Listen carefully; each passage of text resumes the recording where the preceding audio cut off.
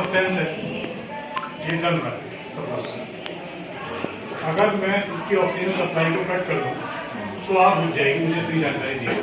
और वो oxygen supply cut करने का माध्यम जो है वो कार्बन डाइऑक्साइड गैस हो सकती है, वो पानी हो सकता है, वो सैंड हो सकता है, जो उसकी सरफेस को पूरी तरीके से कवर करती है। तो ऑक्सीजन सप्लाई से कट हो जाएगी, ऑक्सीजन सप्लाई कट हो गई क्योंकि ऑक्सीजन ही जलाती है। अगर ऑक्सीजन नहीं है, जब मैं पढ़ रहा था तो मुझे बताया गया था कि आग के लिए एक ट्रायंगल, मैंने पढ़ा था आग के लिए, आप लोगों ने पढ़ा होगा, एक ट्रायंगल होता है। जब भी आप कहीं आग लगती है तो उसमें तीन चीज आपने पढ़ी होंगी। एक तो होता है फ्यूल, है ना, एक होता है ऑक्सीजन, और एक होता है, इसका नाम बताएंगे क्या होता है, इग्निशन मटेरियल। टेम्परेचर ही प्रोवाइड करेगा, यानी ट्रायंगल होता है फ्यूल, ऑक्सीजन और इग्निशन मटेरियल। तो फ्यूल का काम तो खुद करेगा जलने वाला, जलेगा ही तब जब फ्यूल होगा, है ना। अगर कोई आग पकड़ सकती है तभी वो जलेगी, अदरवाइज नहीं। You can say fuel, perfect fuel तो नहीं है वो, क्योंकि उसको हम कहीं यूज नहीं कर सकते, इतनी ज़्यादा उसकी तरफ वैल्यू नहीं है, लेकिन फिर भी एक तरह से फ्यूल वो हो गया। इग्निशन सब्सटेंस से मटेरियल वो होगा जिसने उसको आग दी, वो कोई लाइट की चिंगारी हो या किसी दिया से लाइट की चिंगारी हो, कोई चिंगारी हो सकती है। ऑक्सीजन एनवायरमेंट में रहती है। तो आप क्या करते हैं कि जब भी आप आग बुझाते हैं तो आप अपने पानी हिसाब से कि भाई कौन सी जगह आग लगे, अगर किसी इलेक्ट्रिक सर्किट में आग लगे तो पानी नहीं डालेंगे और रेत डालेंगे, है ना। तो जिस तरीके से जो भी है उसके लिए सुटेबल है, आप उसकी ऑक्सीजन सप्लाई कट करते हैं, ये मैंने पढ़ा। अब एक दिन दिमाग में क्वेश्चन उठ गया कि कार्बन डाइऑक्साइड भी क्यों, सल्फर डाइऑक्साइड क्यों नहीं, मीथेन क्यों नहीं, नाइट्रोजन क्यों नहीं, NO2 क्यों नहीं, कार्बन मोनोऑक्साइड क्यों नहीं, है ना। देखिए आपने बच्चे को बताया, लेकिन बच्चे के दिमाग में क्वेश्चन आ जाता है, मेरे दिमाग में जैसा आएगा कि भाई कार्बन डाइऑक्साइड गैस तो और भी होती है, हमने सरफेस को कवर करनी है, तो हमें सरफेस कवर करनी है तो अन्य गैस भी कार्य कर सकती है सरफेस कवर करने का। कार्बन डाइऑक्साइड में ऐसी कौन सी चीज़ है। फिर मैंने जब उसको थोड़ा सा और स्टडी किया कार्बन डाइऑक्साइड को, अदर गैसेस को जिनकी मैं बात कर रहा था, मीथेन की बात मैं कर रहा था, नाइट्रोजन की बात कर रहा था, कार्बन मोनोऑक्साइड की बात मैं कर रहा था, जिनसे मैं सरफेस कवर करने की बात सोच रहा हूँ। फिर मैंने ये देखा कि ये तो खुद जलती है। मीथेन का ऑक्सीडेशन खुद हो सकता है, नाइट्रोजन का ऑक्सीडेशन हो सकता है, सल्फर डाइऑक्साइड का ऑक्सीडेशन हो सकता है।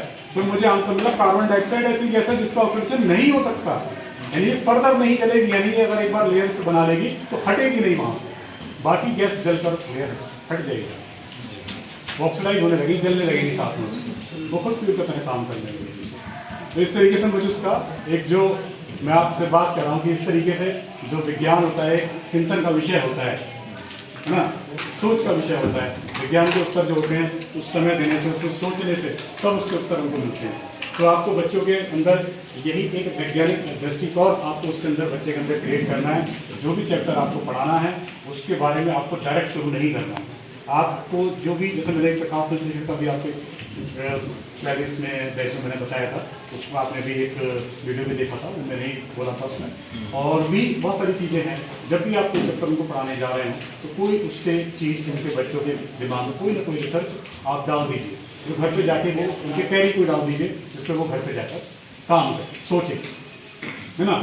एक दिन मेरे दिमाग में उठ गया कि जब मैं केमिकल्स पढ़ रहा था, मैंने एमएससी केमिस्ट्री में किया है कि बहुत सारे केमिकल्स मैंने पढ़ लिए। एक दिन मैंने राख देखी, अब मैंने कहा ये कौन सा केमिकल है, वही मैंने देखा कि राख से बहुत से लोग कहते हैं कि राख से हाथ साफ कर लीजिए, अच्छा होता है, मिट्टी से मत कीजिए, राख से हाथ साफ कर लिए जाते हैं, बताते ना, या तो आप सोप को यूज कीजिए, साफ करते हैं लोग। पहले राख भी चलती थी क्योंकि पहले घरों में मिट्टियाँ चूल्हे होते हैं, अब तो वो राख खत्म हो, क्योंकि अब ना मिट्टी होती है घर में, न चूल्हे होते हैं, तो वो सिर्फ सोप ही उसका हमारे पास जो है अल्टरनेट है, वही उसकी जगह यूज होता है ना। तो राख केमिकल क्या है, एक दिन दिमाग में बस ये आ गया। बुक्स में तो मुझे नहीं मिल रहा था कि राख क्या है, वो कौन सा केमिकल है, तो बताएंगे राख क्या क्या केमिकल है। क्षारीय होता है, तो क्षार है मतलब क्या है, कौन सा क्षार, सोप को क्षार होती है, ये तो मैंने पढ़ा है। राख क्षार होती है, मैंने आज आपको मुझसे सुना है। क्षारीय प्रकृति होती है, क्षारीय प्रकृति होती है। चलिए क्षारीय प्रकृति होती है, ये बात निकल गई। मैं आपसे जानना चाह रहा हूँ फिर उसके नेचर की बात नहीं कर रहा हूँ, मैं तो अभी उसके केमिकल पे आया हूँ, तो वो है क्या, बहुत तो उसका नेचर क्या है तो बाद में बात करेंगे। कार्बन होता है, यहाँ से आंसर भी कार्बन होता है। कार्बन के ऑक्साइड होते हैं। कार्बन का जो ऑक्साइड होता है ना, कार्बन के 2 ऑक्साइड होते हैं, बाकी 3 होते हैं, मैंने 3 पढ़े हैं, कार्बन मोनोऑक्साइड, कार्बन सब ऑक्साइड और कार्बन डाइऑक्साइड। और तीनों ही वोलेटाइल होते हैं, तीनों एस्केप कर जाते हैं, कभी वो नहीं सकते सॉलिड की फॉर्म में, जितना मैं जानता हूँ। तो सॉलिड तो नहीं हो सकते। कार्बन के तीनों जो ऑक्साइड है वो तीनों वोलेटाइल होते हैं, मीन्स वेपर्स की फॉर्म में रहते हैं, गैस की फॉर्म में रहते हैं। फिर क्या है ना, बहुत सारी चीजें मैं इसलिए आपको बात बता रहा हूँ कि जब हम सोचते हैं तो साइंस बहुत वाइड है, बहुत एक्सपेंड है। जो मेरे दिमाग में जब मैंने इसको सोचा, फिर मैंने इसको स्टडी किया, बॉडी या कोई भी, मान लो आप कोई भी प्लांट आप ले लेते हैं, प्लांट की बात हम कर लेते हैं, प्लांट आप बर्न करते हैं, बर्न करने के बाद जब बर्निंग होती है तो बाद में थोड़ी सी राख बची रह जाती है ना।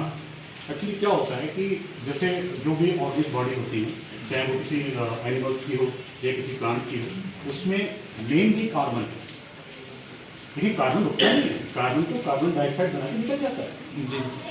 अगर कुछ कार्बन अनबर्न रह गया है तो वो कोयला बनाएगा, राख नहीं बनेगा।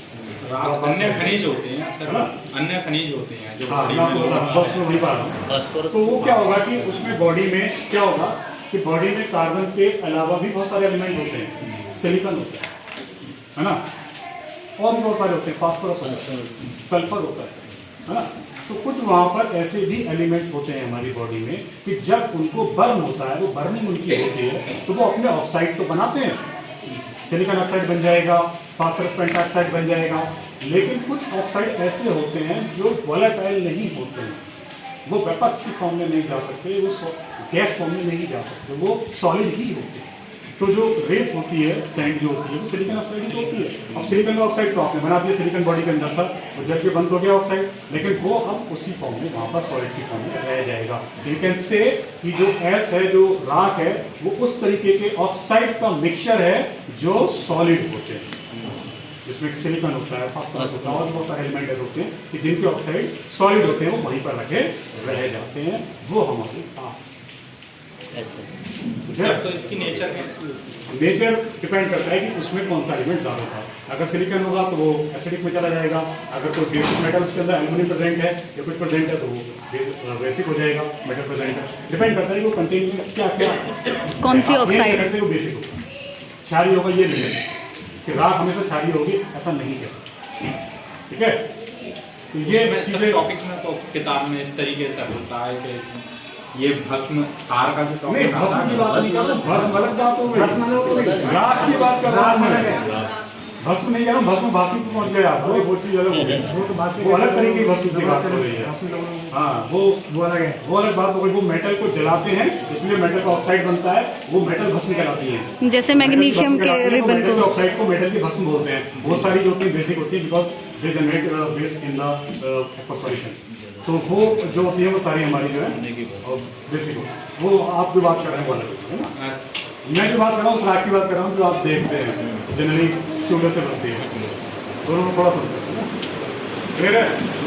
बस मैं आपको जो बात मेरे कहना चाह रहा था वो सारी चीज़ें कि आप जानते हैं, मैं बस इतना ही आपसे कहना था कि विज्ञान एक बहुत ही रुचिकर विषय है।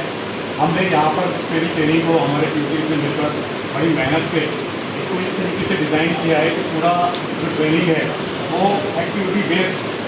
मैंने भी इनसे यही कहा था, इन लोगों का भी ये प्रयास था कि हम ज़्यादा से ज़्यादा एक्टिविटीज़ आप लोगों को कराएँ, लेकिन उसका फ़ायदा बच्चों को मिलना चाहिए, वो केवल आप तक सीमित ना रहे, क्योंकि अल्टीमेटली सीखना तो उसको एक कैरियर उसको बनाना है अपना आगे। हो सकता है किसी का दिमाग इतना अच्छा निकल आए, तो इतनी अच्छा सोच रखने लगे, इतना सोचने लगे कि कहीं वो एक साइंटिस्ट बन जाएगी। तो ये सब आपको करना है, बच्चों के अंदर जो वैज्ञानिक दृष्टिकोण है ये आपको डालना है।